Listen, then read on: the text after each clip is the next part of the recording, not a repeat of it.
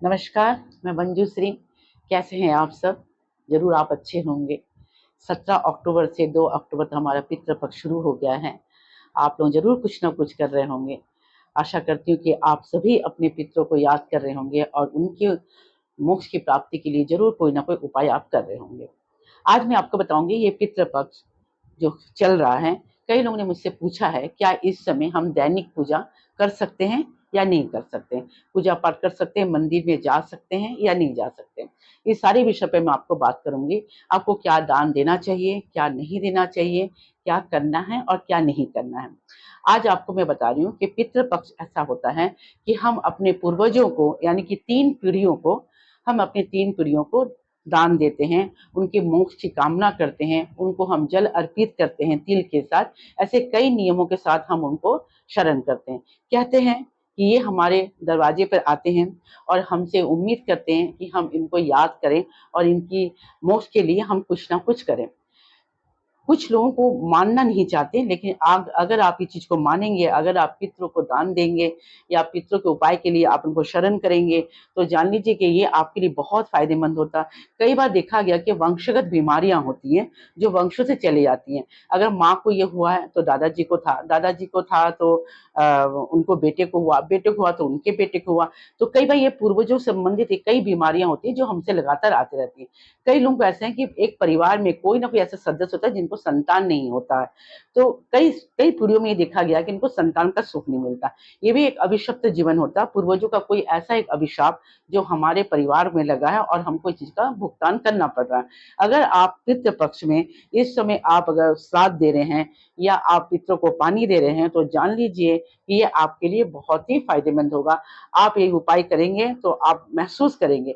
ये 16 दिन होता है, यानी कि 17 अक्टूबर से 2 अक्टूबर। किसी कारणवश आप तर्पण नहीं कर पा रहे हैं, आपको लग रहा है कि मैं तर्पण नहीं कर पा रहा हूँ, मैं पानी नहीं दे पा रहा हूँ, मेरे पास समय नहीं है, तो आप ऐसा कर सकते हैं। जो 2 अक्टूबर आएगा, यानी कि जो अमावस्या के दिन होता है, यानी कि नवरात्रि के जस्ट पहले वाले दिन, आप इस दिन आप एक छोटा-सा काम आप कर सकते हैं। किसी भी मंदिर में जाइए और ब्राह्मण को आप संपूर्ण अन्न दान करें, यानी कि चावल, दाल, सब्जी हो गया, तेल हो गया या कुछ फल हो गया, फल में केला आप ज़रूर दीजिएगा, किसी ब्राह्मण के हाथ पर दे दीजिए या किसी ज़रूरतमंद को आप अन्नदान करिए। एक ये कर सकते हैं। दूसरा आप कर सकते हैं कि 5 या 7 ब्राह्मण को आप अपने घर में बुलाकर इनको भोजन करवाइए, खीर-पूरी खिलाइए, तो आप देखेंगे कि इससे भी आप 2 तारीख को अगर आप करेंगे, तो इससे भी बहुत फ़ायदा मिलेगा पितरों को। अब है कि पितृ पक्ष एक ऐसा पक्ष होता है जहाँ पर हम अपनी सारी तकलीफों को हम अपने पितरों के साथ शेयर कर सकते हैं। वो आते हैं, अपने वंश को देखने आते हैं कि सब ठीक-ठाक है कि नहीं है। जिनको अकाल मृत्यु होती है, यानी कि जो बहुत कम उम्र में चले गए हैं या जिन्होंने आत्महत्या किया है, जिन लोगों को मोक्ष नहीं मिला है, जो प्रेत योनि में है, तो या जो मलिन है, तो इनके लिए हम ईश्वर से प्रार्थना करते हैं कि ये सारे लोगों को जो मोक्ष मिले और ये इनको सद्गति हो, ये सही जगह पे चले जाए और हमें ढेर सारा आशीर्वाद दे। तो आपको करना क्या है? आपको सबसे पहले तो आपको दैनिक पूजा करना, जो आप नित्य पूजा करते हैं, रोज का नहा धो के दिया, अगरबत्ती, कपूर आप ज़रूर जलाइए और घर में जो भी आपके देवी-देवता आप उनको शरण करिए और उनको पूजा करिए। उसके बाद आपका काम है कि आप एक लोटा लीजिए, तांबे का होना चाहिए, ये स्टील का मत लीजिएगा, तांबे का लोटा लीजिए। तांबे के लोटे में आप पानी डालिए, उसमें कुछ बूँद आप गंगा पानी डाल दीजिए। आपको थोड़ा चावल यानी अक्षत आप डालिए, थोड़ा-सा काला तिल आप वो डालिए, थोड़ा ज़्यादा मात्रा में डालिए।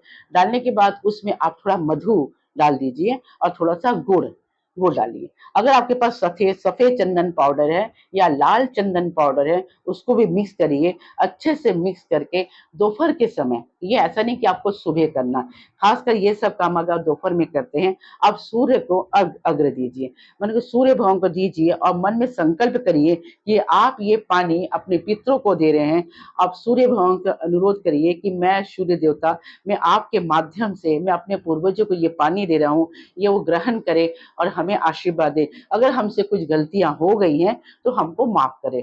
तो आपको ये करना है, आपको 3 बार इस पानी को अर्घ्य देना है, यानी कि 1 बार, 2 बार, 3 बार।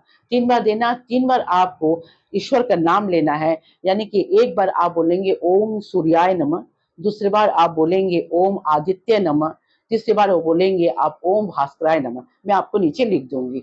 आप इस हिसाब से आप उनको 3 बार पानी दीजिए। फिर नीचे जो चावल और तिल बचा रहेगा उसको हाथ से आप जमीन पर डाल दीजिए। डालने के बाद आप उस धरती को प्रणाम करिए, 3 बार प्रणाम करिए और आप अनुरोध करिए अपने पितरों को, आइए हमारे इस चीज को ग्रहण करिए। मैं आज अपनी एनर्जी से, ऊर्जा से, मैं अपनी श्रद्धा से, सद्भावनाओं से आपको ये दे रहा हूँ, आप इस चीज के ग्रहण करिए और हमें ढेर सारा आशीर्वाद दीजिए। हमसे अगर कोई गलती हुई है तो हमें माफ करिए।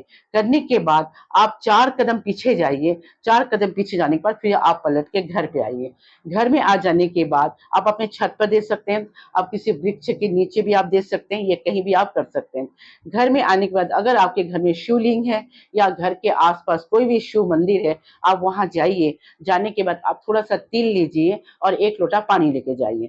शंकर जी के माथे पर थोड़ा तिल दीजिए और फिर उस पानी से आप शंकर जी को साफ कर दीजिए। साफ करने के बाद एक सफेद फूल शंकर जी को चढ़ाइए। ये इतना करेंगे तो भी आपके पितर आपसे खुश हो जाएंगे। आपको और कुछ भी नहीं करना, बहुत सामान्य काम है ये, आप कर सकते हैं, कोई खर्चा नहीं है इसमें। अगर आप करेंगे, आप 16 दिन इसको करके देखिए, आपको हाथों हाथ इसका फल मिलेगा। आप अपने गुरुजन को नाराज मत कीजिए, यानी कि आपके चाहे दादाजी हो या जिनकी मौत हो गई हो, जो कम उम्र में चले गए हैं, इन सब की आपको दुआ मिलेगा। देखिए, सबसे पहले तो मैं आपको बताऊं, जो जीते जी माँ बाप हैं, जीते जी नाना नानी है, दादा दादी है, आप उनकी सेवा करिए। कभी अपने मन के अंदर इस तरह की धारणा मत लाइए, काश अगर मैं उनकी देखभाल करता, काश मैं उनको साथ अच्छे से रखता तो आज मैं पितरों को, आपको इतनी तकलीफ के साथ पानी देना नहीं पड़ता। आप भरपूर सेवा करिए उनको। आपके मन में किसी तरह का कालीन नहीं होना चाहिए। अपने माँ बाप बोलिए, दादा दादी, नाना नानी है, जो भी आपके श्रद्धाजन है, बड़े लोगों की, इनकी भरपूर सेवा करिए। ये भी एक बहुत बड़ा चीज होता है। दूसरा काम आपको, अगर घर की औरतें कहते हैं कि औरतें पानी नहीं दे सकती, दे सकती हैं, औरतें भी देती हैं। आपको करना कुछ नहीं, घर की औरतें हैं या जेंट्स, आप कुछ भी नहीं कर सकते। आप तुलसी के पेड़ के नीचे चले आइए, उनकी क्यारियों में चले जाइए।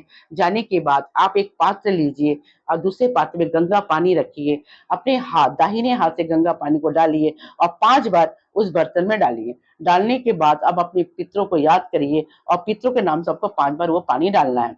उस पानी को आपको, थोड़ा पानी आपको तुलसी पेड़ में डाल देना। उसके बाद उस पानी को ले जाके आपके अपने घर के चारों कोने पर आपको डाल देना। डालने के बाद या तो छिटका दीजिए या डाल दीजिए। डालने के बाद आप अपने मेन दरवाजे पर दक्षिण की तरफ मुंह करके एक दिया आप जलाइए। ये है आपके पूर्वजों का, आप अपने पूर्वजों का स्वागत किया है। ये बहुत छोटी छोटी उपाय है।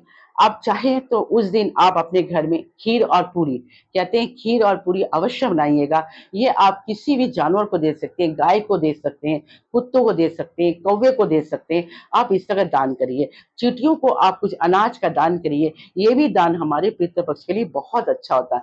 कहते हैं कि हमारे चौखट में माँ लक्ष्मी निवास करती है और हमारे मेन गेट के दाहिने तरफ हमारे पूर्वज आते हैं। आप वो जब भी आपको दिया जलाना होगा, आप दाहिनी तरफ जला के और दक्षिण तरफ मुंह करके आप दिया जलाइए। ये आपके पितरों के लिए हमेशा जाएगा। आपके पितर जिनके देखिए आकस्मिक निधन हो गया, आप इनके लिए जरूर करिएगा, क्योंकि इनको मोक्ष मिलना बहुत जरूरी है।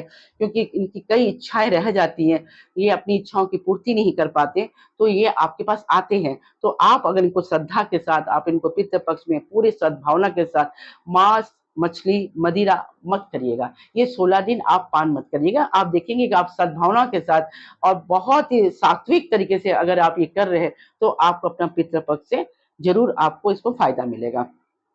अब है कि आपको क्या नहीं करना है। ऐसा क्या चीज जो आपको नहीं करना चाहिए। सबसे पहले देखिए, आप मंदिर तो जा सकते हैं, लेकिन कोई शुभ काम आप नहीं कर सकते। जैसे कि पकड़ लीजिए, आप कोई सगाई नहीं कर सकते, आप मुंडन नहीं कर सकते, आप किसी भी लड़का लड़की के बोलते हैं ना, शुभ मुहूर्त में हम एक दान दे के आ गए, या लड़की फाइनल करके आ गए हैं, या सगाई का कुछ शगुन दे के आ गए, आपको ये काम नहीं करना। झाड़ू आप नया नहीं खरीद सकते हैं। इलेक्ट्रॉनिक सामान आप मत खरीदेगा इस समय। कोई भी लोहा की सामग्री भी आपको नहीं खरीदना है। आपको इन चीजों का विशेष ध्यान रखना है। आप अगर ये सब चीजों का ध्यान रखेंगे, कोई भी नया चीज आप इस समय मत खरीदेगा। कम से कम 2 अक्टूबर तक आपको नहीं खरीदना है। उसके बाद कहते हैं कि अगर आप ऐसा कोई चीज खरीदते हैं तो आपको काम नहीं। अगर लोहे कहने कि आप गाड़ी नहीं खरीद सकते, आप इसमें कोई नई गाड़ी का परचेस मत करिएगा। जैसे नवरात्रि शुरू होगी, आप उस समय ले सकते हैं, इस समय आपको नहीं खरीदना है। इन चीजों का ध्यान रखिएगा। 4 दिया ऐसे हैं जहां आपको जलाना चाहिए। एक है, देखिए, आपके एक मेन दरवाजे, मैंने कहा पहले ही कहा कि आप दक्षिण दिशा पे एक दिया जलाइएगा। एक दिया आप अपने रसोई घर में जहां आप पानी भर के रखते हैं, आपका जो पानी का जो कलश है, जस्ट उसके सामने एक दिया जला दीजिएगा, ये काम करिएगा। दूसरा है कि आप अपने घर में जहां आपका पवित्र स्थान है वहां पर आप अपने एक दिया जलाइएगा।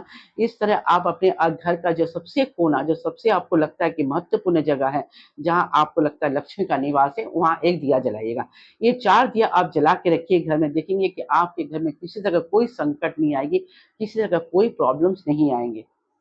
पितरों के संबंध में एक चीज कहा जाता है, अगर आप इनको दान नहीं करते हैं, अगर आप इनको परवाह नहीं करते हैं, आप मानना ही नहीं चाहते हैं ये सब पितरों का होता, मुझे कुछ नहीं करना, तो जान लीजिए कि आपको बहुत सारे संकट आएंगे। आपका व्यापार देखते देखते ठप हो जाएगा। आप सडनली ऐसे एक बीमार का शिकार होंगे जो आपको पहले कभी नहीं था, और सडनली पता चलता आपको ये बीमारी हुई है।